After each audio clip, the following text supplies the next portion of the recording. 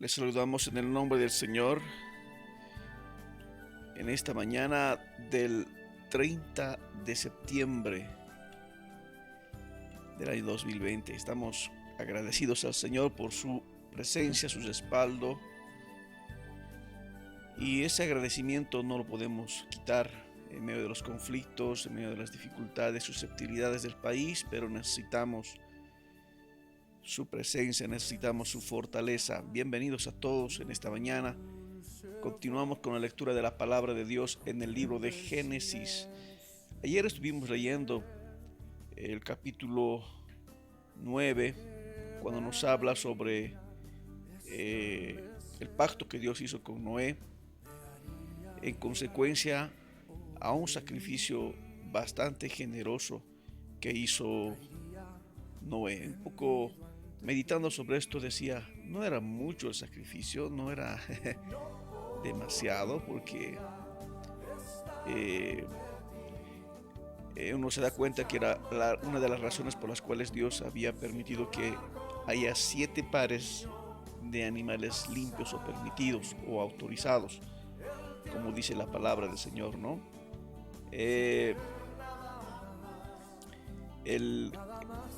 Nuestro querido Noé hizo un sacrificio que resultó en un olor grato.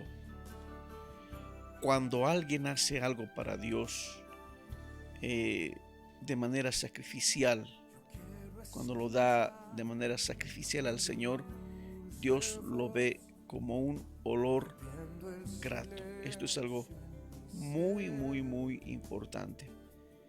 Entonces, una lección trascendental es lo que podemos aprender de esto. Dios tenía sus propósitos y estaba empezando a cumplirlos, pero quería enseñarle algunos principios importantes para que Noé las tomara muy en cuenta. De hecho, Dios sabía que cuando Noé le entregaría todo, Dios les respaldaría en las cosas que él haga. Dios siempre estará al lado o respaldando o haciendo junto a, como dice una canción antigua, camina conmigo, Señor, camina. La única manera de caminar con Dios es realmente hacer su voluntad. Que si tú no haces la voluntad del Señor, de nada servirá lo que hagas y cuánto cantes, ayunes y ores si estás en otra dirección. Es como le pasó a Jonás, ¿no? Que estuvo escapando del Señor. Pero la verdad es que Dios no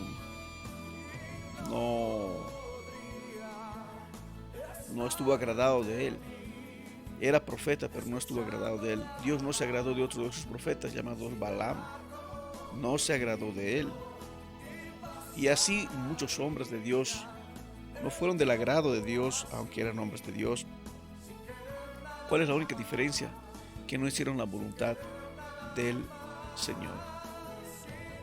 En el versículo 20 del capítulo 8 dice: Noé construyó un altar al Señor y allí sacrificó como ofrendas quemadas los animales y las aves que habían sido aprobados para ese propósito. Y eso resultó en un olor grato delante de Dios. Luego el Señor dio las promesas y todo lo que hablamos el día de ayer. Leamos a partir del versículo 18 del capítulo 9 de Génesis. Génesis capítulo 9, versículo 18 en adelante. Yo estoy leyendo la Nueva Traducción Viviente. Los hijos de Noé que salieron de la barca con su padre fueron Sem, Cam y Jafet. Cam, dice, es el padre de Canaán. Bueno, veamos qué más dice acá. De estos 3 hijos de Noé provienen todas las personas que ahora pueblan la tierra. Después del diluvio, Noé comenzó a cultivar la tierra y plantó un viñedo. Cierto día bebió del vino que había hecho y se emborrachó, y estaba recostado y desnudo dentro de su carpa. Cam, el padre de Canaán, vio que su padre estaba desnudo y salió a contárselo a sus hermanos. Entonces Sem y Jafet tomaron un manto, se lo pusieron sobre los hombros y entrando de espaldas a la carpa para cubrir a su padre, mientras lo hacían miraban para otro lado a fin de no ver a su padre desnudo. Cuando Noé despertó de su estupor, se enteró de lo que había hecho Cam, su hijo menor. Entonces maldijo a Canaán, el hijo de Cam. Maldito sea Canaán, que sea el más inferior de todos los siervos para con sus familiares. Entonces dijo Noé, bendito sea el Señor, Dios de Sem, y sea Canaán su siervo. Que Dios extienda el territorio de Jafet, que Jafet comparta la prosperidad de Sem, y sea Canaán su siervo. Y Noé vivió 350 años más después del gran diluvio. En total vivió 950 años y luego murió. Un hecho interesante acá sucede en este tema de la maldición o lo que se llama la embriaguez espiritual, perdón, la embriaguez natural, que también nos habla de algunas lecciones espirituales. Pero, ¿por qué se embriagó? ¿Qué sucedió? Primeramente veamos, tiene que ver con la consecuencia del diluvio. Hay ciertas probabilidades acá del por qué las cosas duraban más, los hombres vivían más. Pareciera que la catástrofe se desató algo que resultó en acortar los tiempos. Recuerden que antes del diluvio Dios definió que el hombre ya no viviría más. Dijo, serán 120 años. Y eso no significa que a partir de ese momento todos vivieron solamente 120 años. Algunos de los patriarcas todavía vivió un poco más. Pero se estaba reduciendo la vida. Prácticamente ese es el tope hasta el día de hoy. 120 años.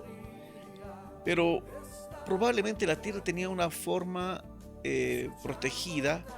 Por ejemplo, cuando ellos tomaban el jugo de la vid, podía quedarse varios días y no ser alcohol como ahora lo es. Ustedes saben que de acuerdo al calor, al tiempo y la temperatura, a la altitud, inclusive las cosas o se mantienen o no. Muchos años viví en la ciudad de Oruro, en la que no teníamos refrigerador. Obviamente nuestras costumbres eran un tanto distintas que a los de los demás. Sin embargo, muchas cosas no necesitábamos como lo hubiésemos hecho acá en Sucre o en otro lugar. Acá en Sucre el clima es templado y tú compras algo y tienes que comerlo antes porque se va a arruinar. Comprar carne es para el día, ¿no? Entonces si no tiene un refrigerador no va a aguantar eso si no comes en el día. Pero hay lugares donde sí se puede mantener porque el clima es frío, etc. Parece que el mundo antes del diluvio tenía una especie de protección, como una especie de una capa alrededor que permitía que las cosas duren más, que el hombre viva más también. Y cuando esto ocurrió con la gran catástrofe mundial, las cosas cambiaron y es probablemente que Noé haya bebido el fruto de la vid que haya exprimido algunos días atrás y no sabía del fermento, o es que quiso probar algo nuevo porque al sentir el sabor medio picante diría, ¿qué es esto? Y no estaba acostumbrado y se embriagó. Es una de las probabilidades en esta situación, pero al mismo tiempo nos habla de la desintegración espiritual, porque Noé siempre había sido un agricultor y es la primera vez que en la palabra de Dios se menciona la producción del vino, y es muy significativo porque ya desde allí nos refleja que esto trae desgracia. Entonces, como les decía, es probable que Noé haya sido inocente por el tema de la fermentación, aunque uno se pregunta, ¿pero qué no sintió en su boca algo diferente? Pero bueno, no sabemos. Pero ya con la embriaguez hubo el bochorno de uno de sus hijos, en vez de cubrirle o protegerle, va y avisa, tal vez ha sido en tono burlesco para que Noé luego lo maldiga, y los demás le cubrieron para que no se viera su desnudez. Porque de borracho uno cualquier cosa hace. Él, en este caso Noé, estaba desnudo en casa, ¿no? Es por eso que tenemos que entender cuál es el límite. Y de hecho, siempre que la gente dice, pero si uno toma con límite, si uno, todo lo que es con exceso siempre está mal, así que a veces son excusas para la extralimitación, porque el que lo dice nunca debería haber pasado los límites de la embriaguez. Porque uno se pregunta, ¿cuál es el límite? Y lo que normalmente uno cree que el límite es no beber tanto que ni puedas llegar a tu casa y te quedes tirado en la calle, motivo de burla y escarnio de la gente, de tus familiares te puede pasar algo, te echas mal y te broncoaspiras y mueres, tan borracho estás y te atropella alguien o manejando tu vehículo te estrellas. Eso es lo que la gente cree que es pasarse de los límites, pero emborracharse no. Y se olvida una cosa. ¿Por qué lo digo así? Porque la mayoría se siente o piensa que es creyente y dice, bueno, yo creo en Dios, yo creo que es importante tomar en cuenta al Señor, etcétera, etcétera. Pero no saben que Dios puso un límite en el punto de la embriaguez. Cuando uno se embriaga, ya está pecando. Cuando uno está medio chispita, está a punto de cruzar ese límite, ¿no? Por eso el pueblo judío cuando tomaba vino, dice, nos alegramos del corazón. Llegaba a ese punto, porque beber más allá de ese punto, llegar a la embriaguez, ya era un tema reñido por la misma sociedad.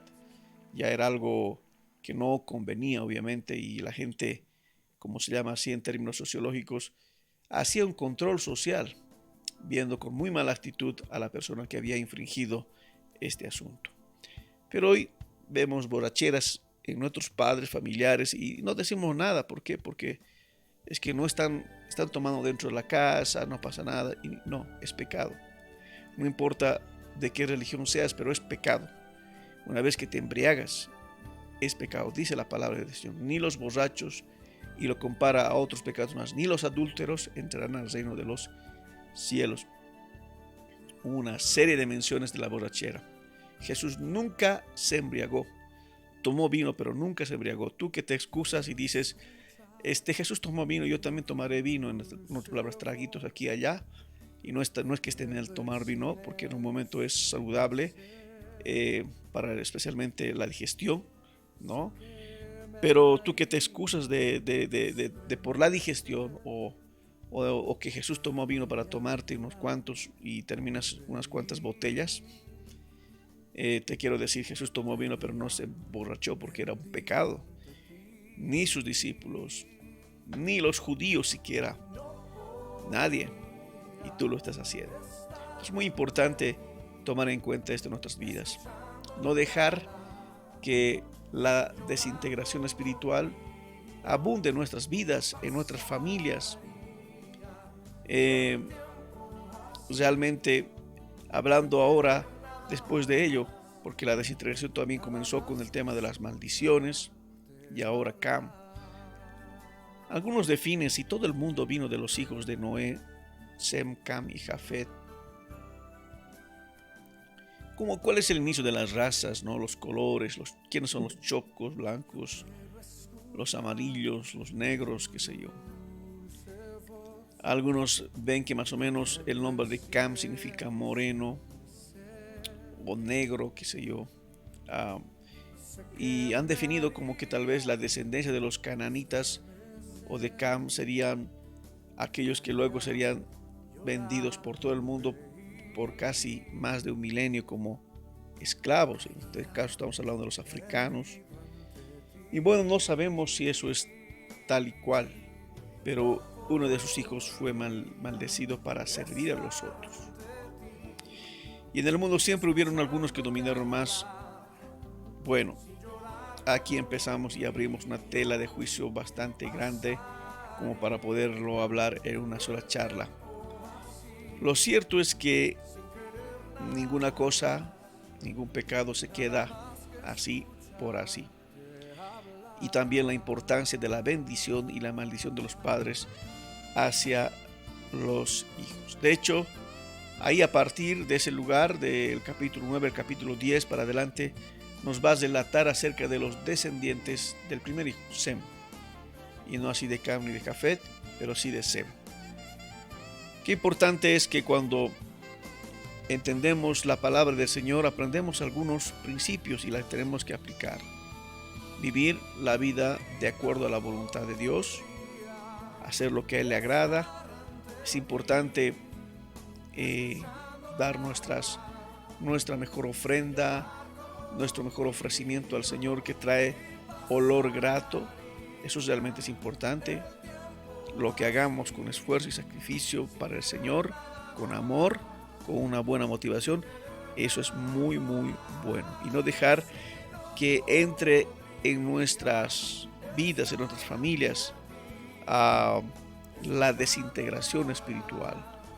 Cuando la gente deja de hacer algo, comienza a hacer algo y todos los demás lo admiten, y de convertirse en algo extraño, se convierte en algo normal, y así es cuando pasan las cosas. Queridos hermanos, qué bueno meditar en la palabra de Dios en esta mañana.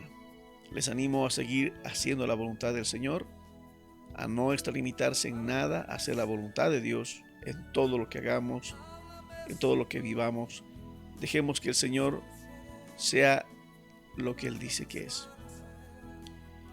Adonai, el soberano, y no hagamos lo que bien nos parece a nosotros. Dios les bendiga mucho. Les habla el pastor Joel desde Sucre, capital de Bolivia. Tengan un día muy bendecido.